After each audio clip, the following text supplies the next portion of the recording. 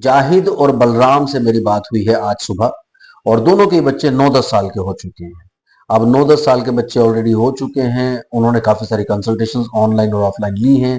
Online और offline therapies भी ली गई हैं, लेकिन प्रॉपर हिस्ट्री लेकर के चीजों को डायग्नोस नहीं किया गया। और आज वो दोनों काफी एफर्ट करने के बाद भी वहीं खड़े हैं जहां वो नहीं खड़े होने चाहिए थे। सो एक बहुत स्ट्रॉन्ग रिस्पॉन्सिबिलिटी होती है जब हम डायग्नोसिस की तरफ जाते हैं। जो भी प्रोफेशनल या जो भी पेशेंट्स इस वीडियो को देख रहे हैं, उनको क्लियरली ये समझना चाहिए कि कैसे हम लोगों को डायग्नोस करने की तरफ जाना चाहिए और कौन कौन सी चीजें इंपॉर्टेंट हैं। क्या हिस्ट्री भी इंपॉर्टेंट होती है? हिस्ट्री सबसे ज्यादा इंपॉर्टेंट होती है, क्योंकि बड़े बड़े टेस्ट तो आप परफॉर्म कर लेते हैं, लेकिन अगर आप हिस्ट्री ध्यान से सुनते हैं तो आपको आराम से चीजें पता चल जाती है कि एग्जैक्टली क्या हुआ। यहाँ हम लोग जाहिद की स्टोरी पहले डिस्कस करते हैं। 3 दिन की एज में मैनिंजाइटिस डायग्नोज हुआ था। 3-4 दिन के लिए हॉस्पिटलाइजेशन उसके बाद हुआ।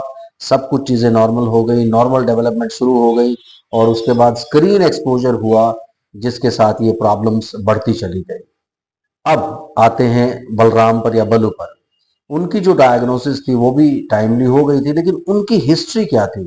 उनकी हिस्ट्री थी कि उनका बच्चा पैदा होते ही एकदम से नहीं रोया, डिलेड बर्थ कराई थी। और फिर एक चीज और बड़े गौर से नोट कीजिए, 1.5-2 साल की उम्र में बच्चे ने बैठना शुरू किया और 7 साल की उम्र में बच्चे ने चलना शुरू किया। जब ये सब चीजें डायग्नोसिस में आ रही हैं, तो फिर कैसे ऑटिज्म की तरफ हम लोग भाग रहे हैं? कैसे क्यों नहीं कंसिडर कर रहे कि सेरेब्रल पैल्सी और हाइपोक्सिक इस्मिक एंसेफेलोपैथी का भी केस ये हो सकता है, यानी HIE जिसको बोलते हैं, हाइपोक्सिक इस्केमिक एंसेफेलोपैथी। ये बड़ा ज्यादा इंपॉर्टेंट चीजें होती हैं जो आपको वहां पर कंसिडर करनी होती है और देखनी होती है कि ये सब केसेस भी हो सकते हैं।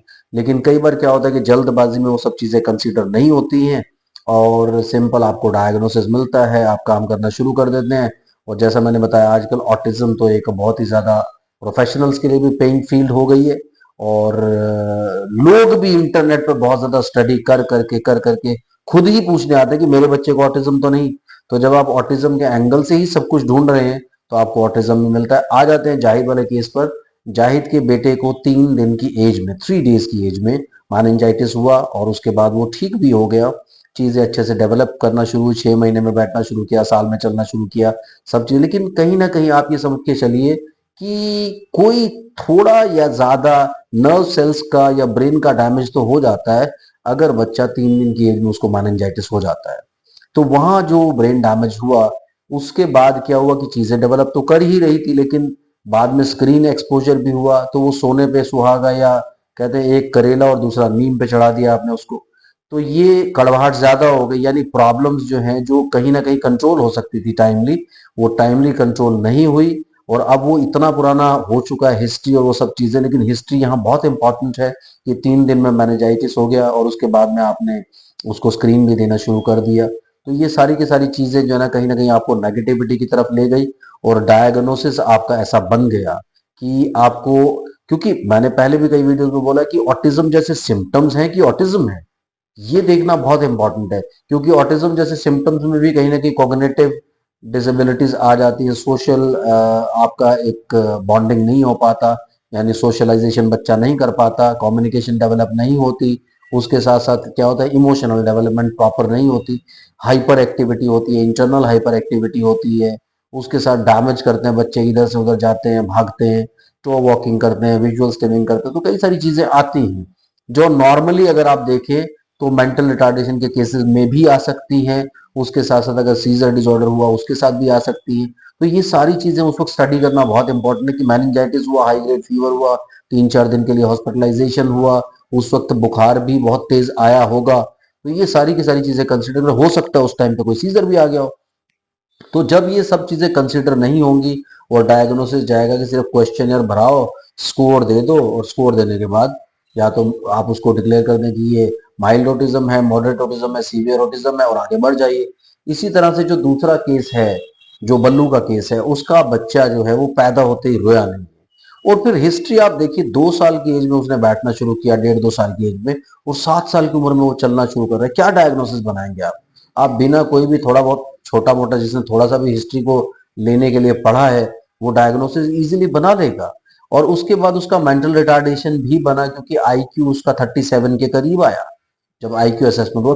कई केसेस में इनिशियली तो आपको आईक्यू जज करना ही नहीं चाहिए, आपको सिर्फ काम करना शुरू कर देना चाहिए, थोड़ा डेवलपमेंट होता है क्योंकि वो आईक्यू टेस्ट की जो बैटरीज होती है, जैसे भाटिया बैटरीज उस पर डाला गया, तो उसके लिए ये बच्चे क्या एप्लीकेबल ही नहीं होता उनमें कई केसेस में। तो आपको कई बार क्या होता है कि इन सब चीजों से अभी फिलहाल अवॉइड कर लेना चाहिए, लेकिन चीजें आपको कंटिन्यू करके बनानी शुरू कर देने चाहिए। तो जब आप प्रॉपरली चीजों को बनाना शुरू करते हैं, डायग्नोसिस करना शुरू करते हैं ठीक से, आगे ट्रीटमेंट पार्ट में उन सब चीजों को कंसिडर करते हैं कि ये सारी बातें हुई थी, तो आप कहीं पर ना तो प्रोफेशनल के लिए एक प्रोफेशनल रिस्पॉन्सिबिलिटी का लॉस होता है और ना ही कहीं क्लाइंट्स के लिए एक कॉन्फिडेंस लूज होता है प्रोफेशनल्स को लेकर के। तो ये थोड़ी सी चीजें कंसिडर करना बहुत इंपॉर्टेंट है क्योंकि दोनों ही केसेस में आप देखिए, सिर्फ ऑटिज्म के लिए सब चीजें ओटी कर लो, स्पीच थेरेपी कर लो, उसके साथ साथ स्पेशल एजुकेशन कर लो, साइकोलॉजिकल कंसल्टेशन कर लो, ये सारी की सारी चीजें चल रही है, जबकि उसको एक होलिस्टिक प्लान में डाला जा सकता था, प्रॉपरली डाला जा सकता था, और जो एक्टिविटीज उसके लिए बनती थी, जो उसकी कॉग्निशन को इम्प्रूव करे, उसकी सोशलाइजेशन को इम्प्रूव करे, कम्युनिकेशन को इम्प्रूव करे, इमोशनल एंगल को इम्प्रूव करे, उसके स्पीच को इम्प्रूव करने की तरफ जाए, ये सारी की सारी एक्टिविटीज प्रॉपरली चलनी चाहिए थी होलिस्टिक प्लान में। लेकिन वो सब चीजें प्रॉपरली चली नहीं है, उसकी वजह से पेरेंट्स 9-10 साल की उम्र में आज फ्रस्ट्रेट हो करके आगे बढ़ रहे हैं, क्योंकि उनको करना तो है ही, अपने बच्चे को इंडिपेंडेंट तो सब लोग बनाना चाहते हैं, तो वो लोग भी एफर्ट कर रहे हैं कि हमारे बच्चे इंडिपेंडेंट बने।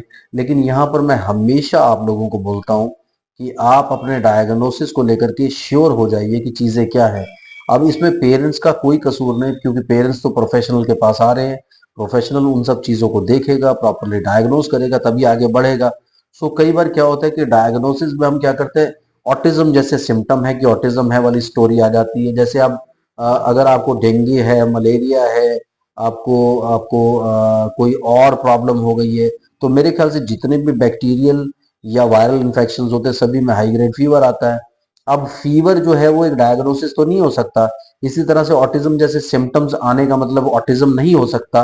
तो ये आपको कंसिडर करना बहुत इंपॉर्टेंट है कि डायग्नोसिस कैसे बनाया जाए। जब आप डायग्नोसिस को प्रॉपर ढंग से बना करके आगे बढ़ते हैं, आपको रिजल्ट्स भी अच्छे मिलते हैं, पेरेंट्स का रिस्पॉन्स भी अच्छा मिलता है, सब लोगों का रिस्पॉन्स अच्छा मिलता है। तो यहाँ कहीं ना कहीं थोड़ा सा एक फेलियर वाला काम हो जाता है कि प्रॉपरली चीजें आगे नहीं बढ़ी। खैर अभी उनको एडवाइस कर दिया गया है कि क्या क्या उनको करना है, क्या क्या चीजें उनको आगे लेकर के चलनी है, कैसे वो अगले 2 साल 3 साल 4 साल में अपने बच्चों को इंडिपेंडेंट बना सकते हैं, उसके लिए एफर्ट शुरू हो गए हैं। तो आप लोग भी प्रॉपरली देख करके, अगर आपने ये केस स्टडी सुनी है, तो इन केसेस को सुन करके आप जज करें कि क्या आपके बच्चों के साथ भी वो सब प्रॉब्लम्स हैं जिसको आप डील करते चले जा रहे हैं, और आने वाले 2 साल 4 साल 5 साल में ये ना हो कि फेलियर में हम लोग खड़े हों और फिर वो कहीं भी आपको कोई सहारा नहीं मिलता, क्योंकि देर कई बार बहुत हो जाती है और टाइम जो है that is an important factor. तो कंसिडर करें, डायग्नोसिस अच्छे से चेक करें और आगे बढ़े। Thank you very much, bye bye. Comment जरूर